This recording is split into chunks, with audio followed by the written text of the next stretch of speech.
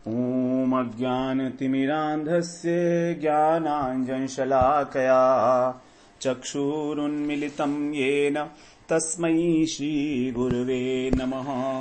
वन्देऽहं श्रीगुरो श्रीयुत्पदकमलं श्रीगुरून् वैष्णवांश्च श्रीरूपं साग्रजातं सहगण रघुनाथान्वितं तं सजीवम् साद्वैतं सावधूतं परिजन सहितं कृष्ण चैतन्यदेवं श्रीराधा कृष्णपादान् सहगण ललिता श्रीविशाखान्वितांश्च तमादिदेवं करुणानिधानं तमालवर्णं सुहितावतारम् अपार संसार समुद्र सेतुं भजामहे भागवत स्वरूपम्।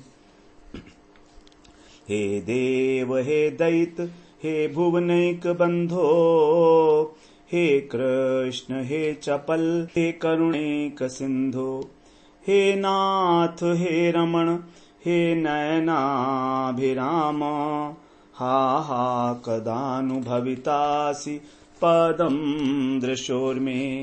श्री कृष्ण चैतन्य प्रभो नित्यानंद श्री अद्वैत गदाधर शिवसदि गौरभक्त वृंद।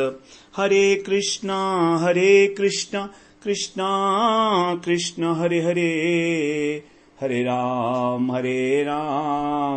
राम राम हरे हरे। हरे कृष्णा। सर्वप्रथम मैं अपने गुरुपाद पद ओम विष्णुपाद अष्टोत्तर शत श्री श्रीमद् भक्तिवेदांत माधव गोस्वामी महाराज के चरण कमलों में अनंत कोटि दंडवत प्रणाम ज्ञापन करता हूँ।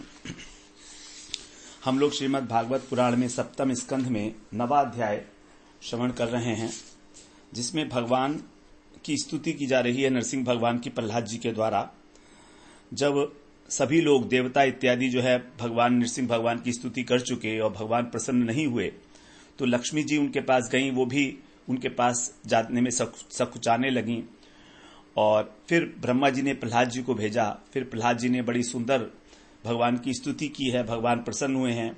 भगवान अंत में बोलते हैं कि तुम्हारा कल्याण हो, मैं तुम पर अत्यंत प्रसन्न हूं, तुम्हारी जो भी अभिलाषा है तुम वर मांग लो, क्योंकि जो भी मुझे प्रसन्न नहीं करता तब तक मेरा दर्शन बड़ा कठिन है, और जब मेरे दर्शन हो जाते हैं तो उस व्यक्ति के हृदय में किसी प्रकार का कोई सांसारिक ताप नहीं रहता। तो मैं सभी मनोरथ को पूर्ण करता हूं, और सभी जितने भी अपना कल्याण चाहते हैं साधु पुरुष, वो किसी न किसी प्रकार मुझे ही प्रसन्न करने का प्रयत्न करते रहते हैं। इस प्रकार जो है नारद जी बताते हैं कि प्रहलाद जी तो भगवान के अनन्य प्रेमी हैं, उनके परिकर ही हैं प्रहलाद जी। तो प्रलोभन में डालने वाले भगवान के द्वारा जो वरों का प्रलोभन था, तो उसकी प्रहलाद जी ने किसी प्रकार कोई इच्छा नहीं की। अब दशम स्कंध में प्रहलाद जी का राज्याभिषेक होता है और फिर त्रिपुर दहन की कथा है। इसमें कह रहे हैं नारद उवाच भक्ति योगस्य तत्सर्वम् अंतरायतयार्भकः मन्यमानो ऋषिकेशं स्मयमान उवाच। नारद जी कहते हैं युधिष्ठिर महाराज से कि अर्भक कौन है? बालक, अर्थात बालक प्रहलाद ने तत्सर्वम, उन सभी वरदानों को जो भगवान ने मांगने के लिए कहा था, भक्ति योगस्य अंतरायतया, भक्ति योग का अंतराय मांगा, अंतराय माना। अंतराय का मतलब है बाधा। तो क्योंकि जो भी भौतिक उपलब्धियां हैं हमारे, वो सब भक्ति के अंदर अंतराय हैं, अब बाधा स्वरूप ही हैं। तो भक्ति योग में उसको बाधा मान्य माने मानकर ऋषिकेशम स्मयमान ह उवाच, भगवान नरसिंह देव से मुस्कुराते हुए, स्मयमान है कुछ मुस्कुराते हुए हल्का सा, ह उवाच निश्चित रूप से बड़े कॉन्फिडेंस के साथ इस प्रकार से बोले। देखिए थोड़ा सा मुस्कुराए हैं प्रहलाद जी। प्रहलाद जी समझ गए कि भगवान मुझे प्रलोभन दे रहे हैं। जैसे कि नारद जी ने पहले ही लास्ट अध्याय के 9वें अध्याय के अंतिम श्लोक में कहा था कि जैसे भगवान ने जब कहा कि मैं तुम पर प्रसन्न हूं, तुम्हारी जो मर्जी है मांग लो, तो नारद जी इसको कह रहे हैं कि वो एक प्रकार से प्रलोभन था, और प्रहलाद जी की तो इस प्रकार की प्रलोभन में आने की कोई इच्छा नहीं थी। तो बड़े विनीत भाव से, बड़े नम्रता पूर्वक सौम्य स्वभाव से मुस्कुराए भगवान, वो प्रहलाद जी, और तब भगवान से कह रहे हैं। यहां पर प्रहलाद जी हो, चाहे ध्रुव महाराज हो, अम्बरीश महाराज, युधिष्ठिर महाराज, अनेक अनेक भक्त राजा हैं, ये सब राज ऋषि हैं। तो इन्होंने अपने ऐश्वर्य को भी भगवान की सेवा में ही लगाया है। इन्होंने किसी प्रकार से अपनी स्वार्थ सिद्धि में, इंद्रिय तर्पण में उस ऐश्वर्य का उपयोग नहीं किया, क्योंकि यदि हम भौतिक ऐश्वर्य का उपयोग अपने लिए ही कर रहे हैं केवल, तो फिर उससे हमारा भक्ति से पतन होने की संभावना रहती है। इसीलिए हमारे पास जो कुछ भी है, अपने जीवन निर्वाह को छोड़कर उसे हमें भगवान की, भक्तों की सेवा में लगाना चाहिए। यही वास्तव में जो है उद्देश्य होना चाहिए हमारा, तभी हमारा भक्ति योग बढ़ता है। तो भक्ति को संवर्धित करने के लिए जो कुछ भी हमारे पास है, सर्वलब्धार पड़ेन च, गुरु की सेवा के लिए कहा गया है ना कैसे करनी है।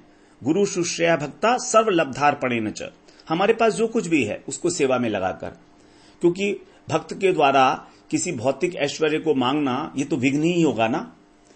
अगर सेवक अपनी सेवा के बदले में कुछ मांग ले और कह दे कि मैंने देखो आपकी कितनी सेवा की है, तो अगर ये कह दिया तो यदि वो बहुत समय से भी सेवा कर रहा है तो वो भी, उसका भी कोई वैल्यू नहीं रही।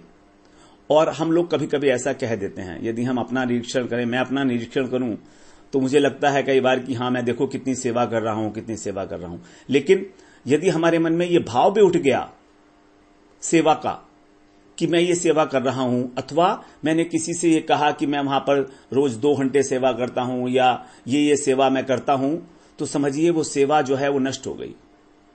सेवा को इतना गुप्त रखना चाहिए, क्योंकि ये तो हमारा और भगवान का पर्सनल मामला है ना, इसको काहे बताना किसी से। यहां तक कहा गया है कि एक हाथ को पता ना हो कि दूसरा हाथ कितना दान दे रहा है। तो यहां पर हमारे दान का तो प्रोविजन नहीं है, हमारे यहां तो सेवा की जाती है गुरु की और हरि वैष्णवों की। तो इतना सीक्रेट हमको रखना चाहिए अपने, जो भी हम गुरु जी की सेवा में लगाते हैं। तो प्रहलाद जी थोड़ा मुस्कुराए, इसलिए मुस्कुराए शायद कि वो लगता है मैं जन्म से प्रलोभन में तो फंसा हुआ, जन्म जन्मांतर से मुझे ये चाहिए, मुझे ये चाहिए। अब उससे छुटकारा पाने के लिए तो मैं आपके पास आया था, और आपने फिर अब यही कह दिया कि तुम्हें क्या चाहिए बताओ। तो मैं तो इस संसार से छूटने के लिए आया था, इन प्रलोभनों से, इनके आकर्षण से, लेकिन आप फिर वही मुझे कह रहे हैं। इसलिए प्रहलाद जी थोड़ा सा मुस्कुराए हैं। अब प्रहलाद कह रहे हैं, प्रहलाद उवाच मां प्रलोभयोत्पत्त्या सक्तम कामेषु तैर्वरै तत्संग भीतो निर्विणो मुक्षोस्त्वामुपाश्रितः। वही कह रहे हैं, प्रहलाद जी कह रहे हैं कि माम प्रलोभय, मां माने मुझे प्रलोभन के द्वारा, मां माने मत ललचाइए, मुझे प्रलोभन मत दीजिए आप। क्यों? तई कामेशु, जो ये भोग हैं, कामनाएं हैं, इनको वरई उत्पत्त्या, इनको पाने के लिए, श्रेष्ठ भोगों को पाने के लिए, इनको वर को पाने के लिए मैं जन्म से ही, जब से मेरी उत्पत्ति हुई है तब से ही आसक्त हूं। तत्संग, उस संग से, उस आसक्ति से मैं भीतः, अत्यंत डर गया हूं, और अब डर कर मैं उससे निर्विण्ण हो गया हूं। निर्विण्ण का मतलब उदासीन हो गया हूं, विरक्त हो गया हूं, और विरक्त होकर मुमुक्षु, उससे मोक्ष प्राप्त करने की इच्छा से, कि किसी प्रकार से मेरी आसक्ति छूट जाए, इस इच्छा से त्वाम उपाश्रित है, आपकी शरण में आया हूं। तो मैं आपकी शरण में इसलिए आया हूं कि आप, कि मेरे अंदर जो इस प्रकार की आसक्ति है भोगों से, वो नष्ट हो जाए, इसलिए तो मैं आपकी शरण में आया हूं।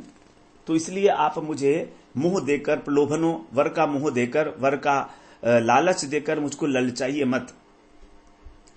तो यहां बता रहे हैं कि हमारा जितना भी इच्छाएं हैं वो सब इस शरीर से संबंधित है, और इन शरीर की इच्छाएं जितनी भी हैं इंद्रिय तृप्ति की, इन सब का आधार है मैथुन सुख, जिसे गीता में कहा भगवान ने, कामैस् तै हृत ज्ञाना, अर्थात इस भौतिक सुख के प्रति हम इतने आसक्त हैं कि इससे हमारा हृत ज्ञाना, हमारे ज्ञान का भी हरण हो जाता है। अर्थात बड़े बड़े विद्वान भी इस काम से जो है हताश हो जाते हैं, हार जाते हैं, और इसीलिए अनेक प्रकार की कामना करते हुए अनेक अनेक देवी देवताओं की पूजा करते हैं। कभी देवी की करते हैं, कभी शिव जी की करते हैं, क्योंकि उनको क्या चाहिए, उनको संपत्ति चाहिए, उनको ऐश्वर्य चाहिए। तो भगवान तो कभी ये ऐश्वर्य और संपत्ति देंगे नहीं। दे सकते हैं, उनकी मर्जी है, लेकिन हमेशा नहीं। यदि उन्हें मालूम है कि ऐश्वर्य इसका नाश कर देगा, भक्ति से विमुख करेगा, तब वो नहीं देंगे। तो कह रहे, मैंने आपके चरण कमलों की जो शरण ली है वो किसी प्रकार के वर को, किसी ऐश्वर्य को प्राप्त करने के लिए नहीं ली है। मैंने आपकी शरण ली है जन्म मृत्यु जरा व्याधि। ये जो 4 दोष भगवान ने बताए गीता में, जन्म मृत्यु जरा व्याधि दोषानुदर्शनम, इन दोषों का निरंतर दर्शन, इन चारों में निरंतर दोष का दर्शन करना चाहिए। तो इनसे छूटने के लिए ही मैंने आपकी शरण ली है। तो इस प्रकार से प्रहलाद जी महाराज की किसी प्रकार की कोई इच्छा नहीं थी, उससे तो वो छुटकारा पाना ही चाहते थे। अब आगे कहते हैं, भृत्य लक्षण जिज्ञासुर भक्तम कामेषु चोदयत भमान संसार बीजेषु हृदय ग्रंथिषु प्रभो। कह रहे हैं, हे प्रभु, भृत्य लक्षण, भृत्य होता है सेवक, जो दास है उसको भृत्य कहा जाता है। तो जो सेवक की योग्यता है, जो सेवक का लक्षण है, उसको जिज्ञासु माने जानने की इच्छा से, भमान माने आपने, इस संसार का जो बीज है, संसार बीजेशु, इस संसार का जो बीज है, संसार चक्र का, इस संसार चक्र का बीज है, इसको जो हमारे हृदय की ग्रंथि को दृढ़ करता है, अर्थात इस संसार का बीज मतलब कामनाएं। तो इस संसार का बीज जो कामना के रूप में हमारे हृदय ग्रंथि के अंदर पड़ा हुआ है, इसको कामेशु अचोदयत, आपने भोगने के लिए इसको दोबारा से मुझे प्रेरित किया है। अचोदयत माने प्रेरित किया है। तो यहां पर अर्थ है कि मुझ में भक्त के लक्षण है कि नहीं, भृत्य लक्षण जिज्ञासु, अपने भक्त के जो लक्षण है उसको जानने के लिए, जिज्ञासा करने के लिए ही आपने इस प्रकार का मुझे प्रलोभन दिया है। आप ये जानना चाहते हैं कि मैं भक्त हूं भी आपका कि नहीं हूं, तो इसीलिए आपने मुझको वरदान मांगने के लिए प्रेरित किया।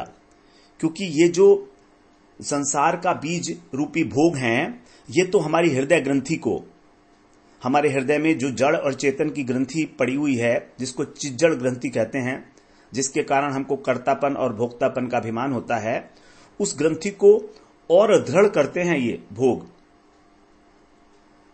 तो मैं तो इसलिए आया नहीं था आपके पास। तो मुझे तो जगत में आपने, मैं ऐसा समझता हूं कि शुद्ध भक्त के रूप में भेजा है। तो मेरे अंदर ये लक्षण आपको नहीं मिलेंगे कि मैं भौतिक उपलब्धि को प्राप्त करके इस संसार चक्र को दृढ़ करने वाले जो हमारी हृदय ग्रंथि है उसको और भी मजबूत करता चला जाऊं। तो यहां पर प्रहलाद महाराज अपने उदाहरण से शुद्ध भक्त के लक्षण बता रहे हैं कि शुद्ध भक्त के अंदर कभी भी इस प्रकार के लक्षण नहीं होते। भक्त जो हैं 2 प्रकार के बताए गए हैं, नित्य सिद्ध और साधन सिद्ध।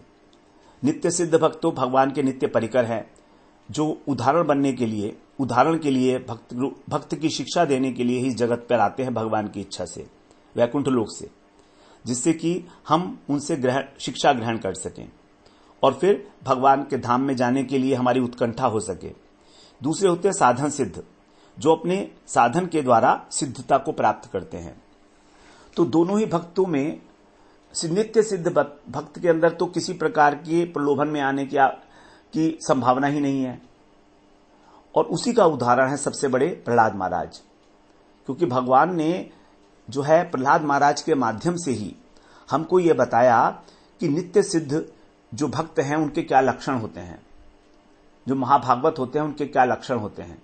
यद्यपि उनका जन्म एक असुर परिवार में हुआ जो नास्तिक था, जहां पर विषय भोगों की प्रचुरता थी, ऐसा होते हुए भी क्योंकि प्रहलाद जी नित्य पार्षद हैं, इसलिए वो कभी किसी प्रलोभन में नहीं आए।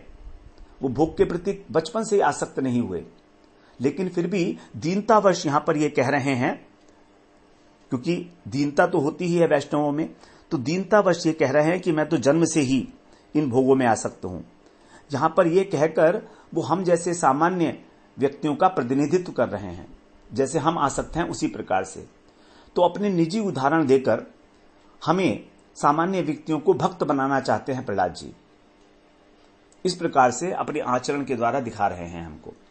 अब आगे चौथे श्लोक में बोलते हैं, नान्यथा ते खिल गुरो घटेत करुणात्मनः यस्ताशीष आशास्ते न सभृत्य से वै वणिक।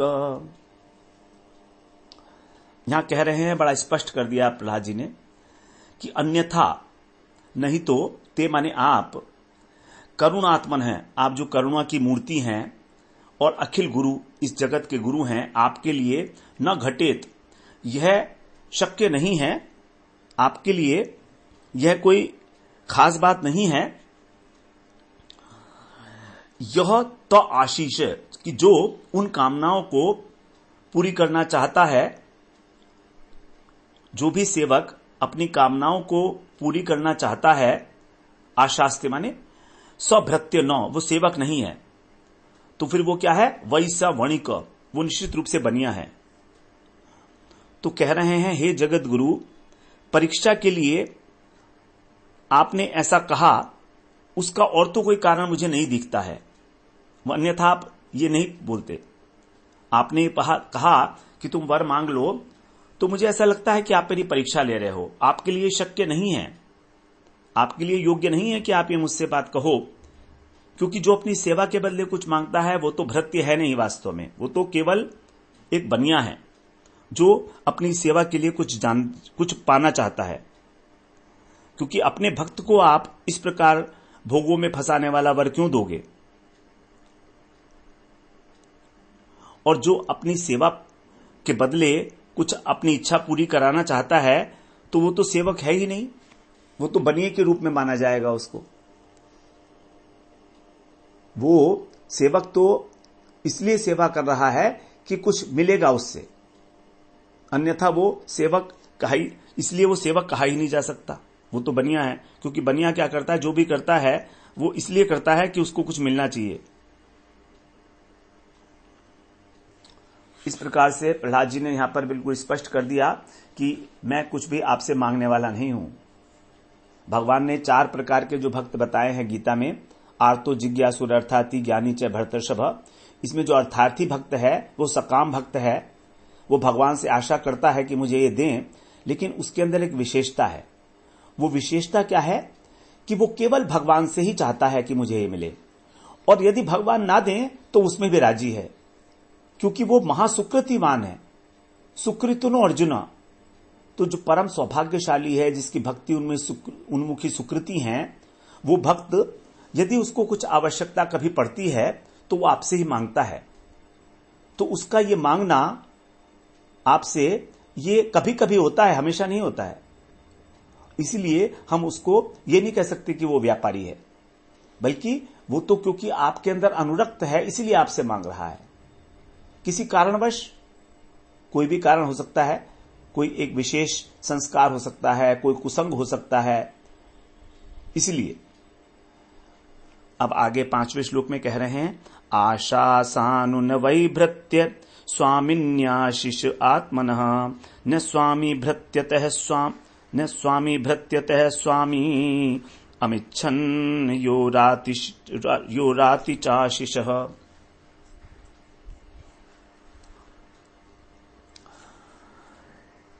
स्वामी से स्वामिनी आशीष, स्वामी से आत्मने माने अपनी, आशीष माने कामनाएं, आशा साथ जो पूरी कराने की आशा रखता है, ऐसा वही भृत्य न, वो भृत्य नहीं है। वही बात जो कही थी, वो बनिया है, तो फिर वो क्या है कि वो भृत्य नहीं है निश्चित रूप से।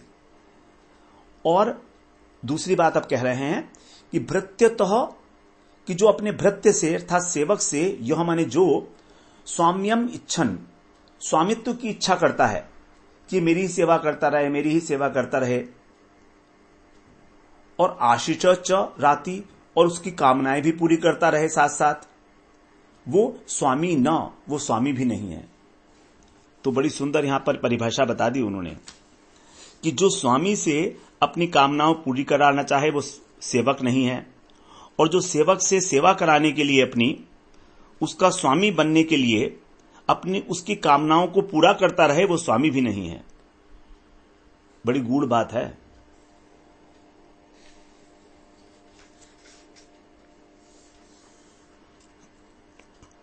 ना तो वो सेवक है जो मांगना चाहता है, और जो स्वामी अपना, देखिए यहां पर इच्छा पूरी करना उसके कई कारण हो सकते हैं। तो यहां पर ये वाला कारण कि मैं ही इसका स्वामी बना रहा हूं अर्थात मैं ही इसको कंट्रोल किए रहूं हमेशा, उसको हम स्वामी नहीं कह सकते। ऐसा देखा जाता है बहुत कि बहुत लोग को ये डर होता है कि यदि मैंने इसकी इच्छा पूरी नहीं की तो भाग जाएगा, फिर मेरी सेवा नहीं करेगा। तो इसका मतलब वो भी वास्तव में स्वामी नहीं है, वो भी स्वार्थ है उसका। वो केवल स्वामी अपने सेवक के ऊपर रोब जमाने के लिए ही उसकी इच्छाओं को पूरा करता है, उसको अपने कंट्रोल में करने के लिए। उसके अंदर पॉजेसिवनेस है, इसलिए उसको हम स्वामी नहीं कह सकते, वो उसका हितैषी नहीं कह सकते उसको, क्योंकि उसका उद्देश्य तो केवल ये है कि बस मेरी सेवा करता रहे, मुझको मालिक मालिक कहता रहे, मेरे चारों तरफ चक्कर काटता रहे। अब छठे श्लोक में कह रहे हैं, अहम त्वकामस्त्वद्भक्तस् त्वं च स्वाम्यपनश्रय स्वाम्य नपाश्रय नान्यथे हावयोरर्थो राजसेवकयोरिव। अहम तू, मैं तो, त्वत् माने आपका, तू माने परंतु मैं तो आपका सेवक हूं। और कैसा सेवक हूं? अकाम है, भक्त है, निष्काम हूं। मैं आपका निष्काम भक्त हूं, मेरे अंदर कोई कामना नहीं है। च, और आप कैसे हैं? त्वम अनपाश्रय है, आप भी निरपेक्ष हैं, आपके अंदर भी किसी प्रकार का कोई पक्षपात नहीं है, आप मेरे स्वामी हैं, निरपेक्ष हैं। राज सेवकयो, राजा और सेवक के समान, इव माने समान, इव यह माने यहां पर जो हम आपस में बात कर रहे हैं, आवयो माने हम दोनों का, अन्यथा अर्थ न, कोई अन्य अर्थ नहीं है इससे भिन्न। तो मैं आपका निष्काम सेवक, आप मेरे निरपेक्ष स्वामी। तो जैसे राजा और उसका सेवक, राजा और उसका जो सेवक होता है उनका एक संबंध होता है, प्रयोजन होता है उसमें, तो वैसा मेरा और आपका संबंध नहीं है। क्योंकि सेवा सेवक इसलिए करता है कि राजा उसको जो है पैसे देता है, और राजा उसको सेवक इसलिए बनाए हुए है कि वो उसकी सेवा करता रहे, उसको मालिक समझता रहे। लेकिन मेरा और आपका ऐसा संबंध नहीं है। आप तो मेरे नित्य स्वामी हैं, तो मुझे आपसे कुछ भी नहीं चाहिए और आपको भी मुझसे कुछ नहीं चाहिए, लेकिन आप तो मेरे स्वभावतः स्वामी हैं, क्योंकि जीवेश स्वरूप है नित्य कृष्णदास। मैं तो आपका अंश हूं, तो मेरा तो एकमात्र एक ही कर्तव्य है, मैं उसे ही जानता हूं, और वो है आपकी सेवा करना। यह हमारा शाश्वत संबंध है। हमारे साथ समस्या, हमारी विडंबना क्या है कि हम इस शाश्वत संबंध को भूल गए हैं। इस संबंध के अंदर हमारे अवरोध आ गया है, इसीलिए हम लोगों को इतना दुख मिलता है इस संसार के अंदर। भगवान ही विषय हैं, एकमात्र विषय, और हम सब उनके आश्रय में हैं, उनके अधीन हैं। जैसे प्रहलाद जी ने पहले एक बात कहा था असुर बालकों से, न ते विदुः स्वार्थ गति में विष्णु। हमारी जो परम स्वार्थ है, हमारी जो गति है, वो केवल विष्णु तक है। हमें कृष्ण को ही स्वामी के रूप में, अपने भर्ता के रूप में स्वीकार करके उनकी सेवा करनी है, बिना किसी इच्छा के, निरपेक्ष भाव से, निष्काम भाव से। तो यहां पर बहुत सारे जो है बातें प्रहलाद जी ने बता दी उस वरदान के विषय में ही। इतना बड़ा लेक्चर प्रहलाद जी ने नरसिंह भगवान को दे दिया। अब आगे कह रहे हैं, यदि राशीष में कामान वरांस त्वं वरतर्षभ कामानाम हृदय संरोहम भवतस्तु वृणेवरम। अब सोच रहे हैं प्रहलाद जी कि मैंने बहुत बोल दिया है, क्योंकि प्रहलाद जी बहुत छोटे से हैं और बातें तो बड़ी बड़ी कर रहे हैं, क्योंकि पूरा ज्ञान है उनको। भगवान ने उतना वरद हस्त भी उनके ऊपर रख दिया है, सारे शास्त्र भी उनके हृदय के अंदर जो हैं वो आ गए होंगे, स्फुरित हो गए होंगे। वैसे ही उनको तो नारद जी के इतने उपदेश मिले हैं, 60,000 वर्ष तक कहते हैं माता के गर्भ में थे। तो अब कह रहे हैं कि हे वरदान शिरोमणि, वरद ऋषभ, वर देने वाले ऋषभ माने श्रेष्ठ, हे ईश, हे स्वामी, यदि मैं माने मेरी, कामान वरान, इच्छा के अनुसार यदि आप वरदान, त्वम माने आप, राशि माने देना चाहते हैं, क्योंकि भगवान जो है सोच सकते हैं कि भाई ये बहुत अकड़ रहा है तो बहुत छोटा सा बच्चा, लेकिन इतना अकड़ रहा है, इतनी हेकड़ी दिखा रहा है मेरे से, तो यदि मैं नहीं मांगूंगा कुछ तो भगवान शायद जो है कहेंगे, मुझको अभिमानी समझ लेंगे कि कितना उद्दंड हो गया है। तो कहता है चलो ठीक है, मुझे जरूरत तो कुछ नहीं है, लेकिन आप कह रहे हो तो फिर मांग ही लेता हूं। आप जब देना ही चाह रहे हैं तो आप दीजिए। तो कह रहे हैं कि यदि मेरी इच्छा अनुसार वरदान आप देना चाहते हैं तो मेरी एक ही इच्छा है, वो बता देता हूं आपको। तू भवतः, तो आपसे हृदय कामनाम, हृदय के अंदर जो कामनाएं हैं उनका अंशरोहम, अंशरोहम का मतलब है उत्पन्न न होना, वरम वृणे, वरदान के रूप में मांगता हूं। मैं ये मांगता हूं कि मेरे हृदय में कभी किसी कामना का बीज अंकुरित ही न हो, कामना ही ना उठे, आगे किसी भी प्रकार की कोई कामना ना उठे, ये मेरी जो है आप वर दे दीजिए। ऐसा वर केवल प्रहलाद जी मांग सकते हैं। कभी भूत भविष्य में इस प्रकार के वरदान की इच्छा नहीं की गई किसी के भी द्वारा, कि मेरे हृदय में किसी प्रकार की इच्छा ही ना रहे। महाप्रभु ने हमको यही शिक्षा दी है, न धनम न जनम न सुंदरीम कविताम वा जगदीश कामये, मम जन्मनि जन्मनीश्वरे भगवताद भक्ति रहे तु की त्वयि। हे प्रभु, ना तो मैं धन चाहता हूं, ना मैं जन्म अर्थात मान प्रतिष्ठा और अपने फॉलोअर्स चाहता हूं, न सुंदरीम, न मैं कोई सुंदर स्त्री चाहता हूं, और न कविताम अर्थात मेरी प्रशंसा करें लोग, मुझको सम्मान पत्र दें, मुझे जो है अलग अलग उपाधियों से बख्शें, बड़ी बड़ी सभाओं में बुलाकर मेरा सम्मान हो, ऐसा। हे जगदीश, मेरी इच्छा नहीं है, क्योंकि ये सब भौतिक जगत से संबंधी इच्छाएं हैं। फिर क्या चाहता हूं मैं? यदि आप देना ही चाहते हैं तो मम जन्मनि जन्मनीश्वरे, वरदान ही मांगना है तो मेरी प्रार्थना है कि जिस किसी जन्म में ग्रहण करूं जन्म, जन्म के बाद जन्म, प्रत्येक दिशा में, प्रत्येक दशा के अंदर मैं आपकी अहेतुक भक्ति मिलती रहे, मुझे कभी भी भक्ति से मैं आपकी विलग ना हूं। तो इस प्रकार से प्रहलाद जी ने यहां पर, चैतन्य महाप्रभु ने भी इसी प्रकार की प्रार्थना की है अपने शिक्षाष्टक में। अब 8वें श्लोक में बता रहे हैं प्रहलाद जी, इंद्रियाणि मनः प्राण आत्मा धर्मो धृतिर्मति श्री ह्री श्री सस ही ह्री श्री तेज स्मृति सत्यम यस्य नश्यन्ति जन्मना। 8वें श्लोक में कह रहे हैं, यस्य जन्मना, कामनाओं का नष्ट करना क्यों मांगते हो भैया तुम? अगर भगवान पूछेंगे तो यहां आप स्पष्ट कर रहे हैं, यस्य, जिसके जन्म लेने से, जन्मना, जन्म कोष का, कामनाओं का, क्योंकि कामनाओं का प्रसंग चल रहा है, तो जिसके जन्म लेने से इंद्रियाणी, इंद्रियां, मन, प्राण, आत्मा का मतलब है यहां पर शरीर, धर्म, धृति माने धैर्य, और श्री मतलब हमारा जो ऐश्वर्य है, मति हमारी बुद्धि, ह्री माने लज्जा, तेज, स्मृति और सत्य, नश्यंती नष्ट हो जाता है। ये कामना कितनी डेंजरस है जरा बताइए। प्रहलाद महाराज ने यहां पर 1 2 3 4 5 6 7 8 9 10 11 12 लॉसेस गिनाए हैं इस कामना के, और तो भी हम लोग कामना करते रहते हैं। कामनाओं का अंत ही नहीं है, अनेक अनेक प्रकार से उसको जस्टिफाई भी करते हैं कि ये मेरी कामना करना बिल्कुल ठीक है। भागवत में कामना को हृदय का रोग बताया गया है, कामम हृदय रोगम। ये बड़ा भयंकर रोग है, बड़ा भयंकर रोग है। इसी रोग के कारण हमको बार बार जन्म और मृत्यु स्वीकार करनी पड़ती है, क्योंकि भगवान हमको अपने धाम में तब तक नहीं ले जाएंगे जब तक हमारी जरा सी भी कामना वर्तमान है, जरा सी भी।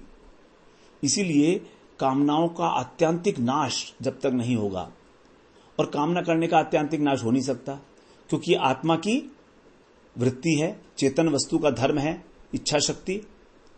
तो एक ही इसका सॉल्यूशन निकलता है कि हम केवल कृष्ण प्राप्ति की ही कामना करें, जो हमारी वास्तविक स्वरूप है।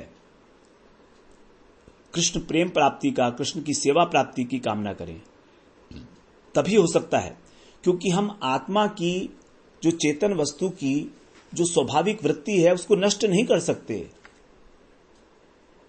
ज्ञानी योगी कितने ही प्रकार के प्रयत्न के द्वारा इन कामनाओं को नष्ट करना चाहते हैं, लेकिन तो भी नहीं कर पाते, तो भी नहीं कर पाते। बड़े बड़े ऋषि मुनि अप्सराओं के चक्कर में पड़ जाते हैं, पतन हो जाता है। भक्त हैं तो भगवान उनको दोबारा उभार लेते हैं, ऐसी कोई बात नहीं है, क्योंकि भगवान का भक्त तो कभी प्रणश्यति न मे भक्ता प्रणश्यति।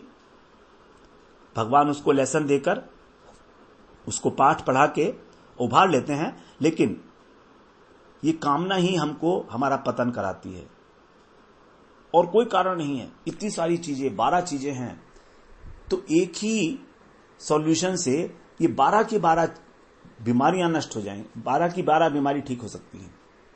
अब वो सॉल्यूशन यही है कि अपनी कामनाओं को भगवान में लगा दो, बस इतना सा।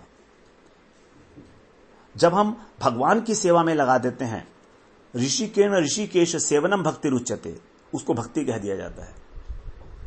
सभी कामनाओं की भगवान की सेवा में लगा देना, जो हमारे इंद्रियों के पति हैं, ऋषिकेश हैं।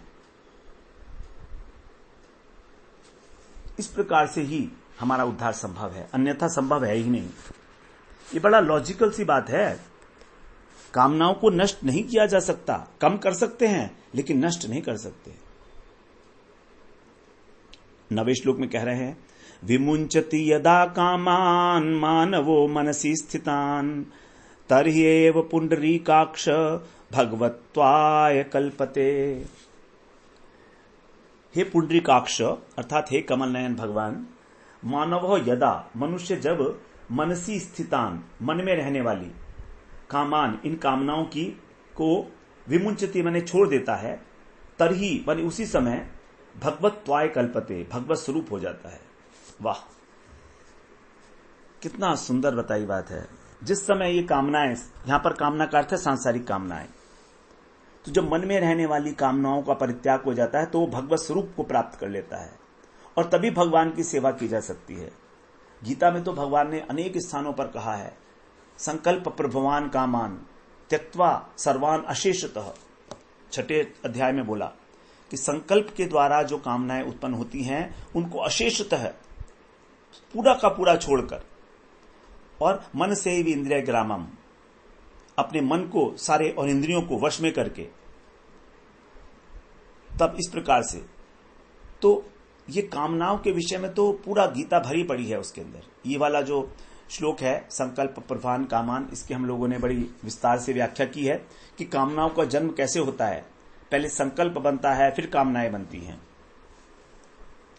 तो कह रहे हैं वो भगवत स्वरूप को प्राप्त कर लेता है। ये बड़े बड़े परम अनर्थकारी है कामनाएं। जब तक कामनाएं हैं हम भटकते ही रहेंगे, हमारे पास कोई सॉल्यूशन है ही नहीं। तो यहां पर भगवत स्वरूप को प्राप्त करने का यह मतलब नहीं है कि ब्रह्म बन गए, अहम ब्रह्मस्मि, भगवान बन गए। भगवत स्वरूप को प्राप्त करने का है कि अब वो भगवान के समान गुणों वाला हो गया। मतलब भगवान जैसे निर्गुण हैं, प्रकृति से तीनों गुणों से अतीत हैं, वो त्रिगुणातीत अवस्था को प्राप्त करता है। ब्रह्म भूयाय कल्पते। अब वो सेवक के रूप में अपने स्वामी की सेवा करने की योग्यता प्राप्त हो गई उसको, क्योंकि भगवान के जो भक्त हैं वो बिना देव हुए देवता की पूजा नहीं की जा सकते, ऐसा कहा गया शास्त्रों में। देवता की पूजा के लिए देव बनना आवश्यक है, देवता बनना आवश्यक है। तो इसलिए कहा गया क्योंकि भक्ति ही निर्गुण है, भगवान निर्गुण है। तो भक्त निर्गुण होकर के निर्गुण भगवान की सेवा करता है। हरि ही निर्गुण है साक्षात, पुरुष है प्रकृति परः, स सर्वदक उपदृष्टा तम भजन निर्गुणो भवेत। भगवान की सेवा करने से भक्त भी निर्गुणता को प्राप्त कर लेता है और धीरे धीरे वो सेवा पहले जो बुद्धिपूर्वक हो रही थी स्वाभाविक रूप से सेवा होने लगती है। इसलिए कह रहे हैं भगवत स्वरूप। अब आगे फिर प्रणाम कर रहे हैं। नमो भगवते तुभ्यं पुरुषाय महात्मने हरेदभुत सिंहाय ब्रह्मणे परमात्मने। भगवान को अभी तक प्रणाम तो किया नहीं था, अब प्रणाम कर रहे हैं। तुभ्यम महात्मने, हे महान आत्मा आपको, तुभ्यम माने आपको, जो आप परम पुरुष हैं, भगवान हैं। अद्भुत सिंहाय, अद्भुत सिंह का रूप आपने धारण किया है। ब्रह्मणे, ऐसे परम ब्रह्म परमात्मा श्री हरि को, हरे नमः, उन हरि को मैं बारंबार प्रणाम करता हूं। अब 11वें श्लोक से फिर नृसिंह भगवान कह रहे हैं।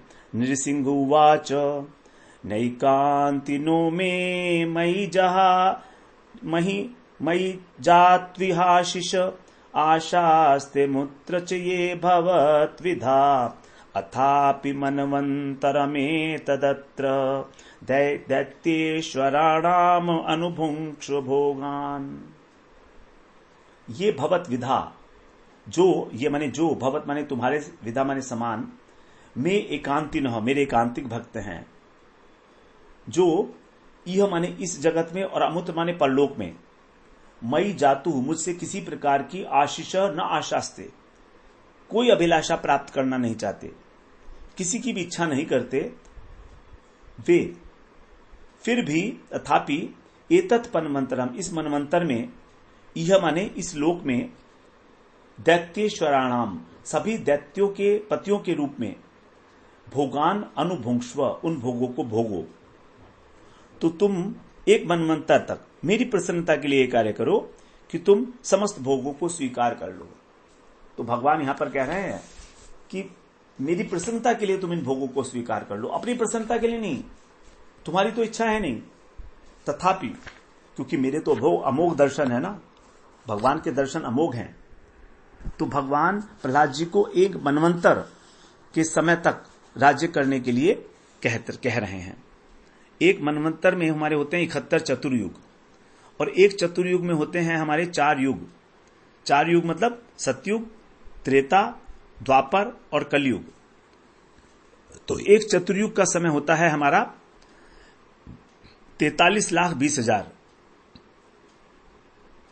नहीं, कई दहाई सैकड़ा हजार लाख 10 लाख, हाँ, 4,32,000 होता है कलयुग का, उसका 10 गुना, 43,20,000 वर्ष। इसको 71 से गुणा करें, इतने वर्ष का राज्य दिया उनको। कितने समय तक आप जो है, और हमारी कितनी आयु है, 60 वर्ष, 70 वर्ष, 80 वर्ष, 90 वर्ष, 100 वर्ष ज्यादा से ज्यादा। कितना श्रम करते हैं हम छोटी छोटी सी बात के लिए, अपना घर बनाने के लिए, सब कुछ करने के लिए। लेकिन क्योंकि प्रहलाद जी महाराज तो भक्त हैं, तो उनको अनायास ही भगवान इतना बड़ा राज्य, एक मनवंतर का राज्य, जो हिरण्यकशिपु जिसे चाह रहा था, उसको ऐसे ही दे दिया भगवान ने। उसी प्रकार से जैसे विभीषण को राम ने राज तिलक कर दिया था। जब विभीषण शरण में गए थे भगवान की, तो उन्होंने समुद्र से जल मंगाकर और वहीं पर उनका राज तिलक कर दिया था। कि जो रावण ने संपत्ति पाई थी अपने 10 सिरों को काट काट कर, 10 सिर उसने शिव जी को अर्पण कर दिए थे अपने। इतनी कठोर तपस्या थी। जो हिरण्यकशिपु ने ब्रह्मा जी से वरदान पाया था 60,000 वर्षों तक तपस्या करके एक पैर पर खड़ा होकर, वैसे उसे ही भगवान के भक्त अनायास भगवान की कृपा से यूं ही प्राप्त कर लेते हैं, भगवान की प्रसन्नता के लिए। तो अब 11वें श्लोक तक हम लोग आज पाठ किए। आगे हम श्रवण करेंगे कि किस प्रकार भगवान कह रहे हैं कि ये जो तुम्हें भोग है किसी प्रकार भी तुमको फंसाने के लिए फंसाएगा नहीं तुमको, ये मेरा तुम्हारे को आशीर्वाद है। और कैसे नहीं फंसाएगा उसका तरीका भी भगवान आगे बताएंगे कि तुम्हें क्या करना चाहिए। वंशा कल्पतरुभ्यश्च कृपा सिन्धुभ्यैव च पतितानां पावनेभ्यो वैष्णवेभ्यो नमो नमः।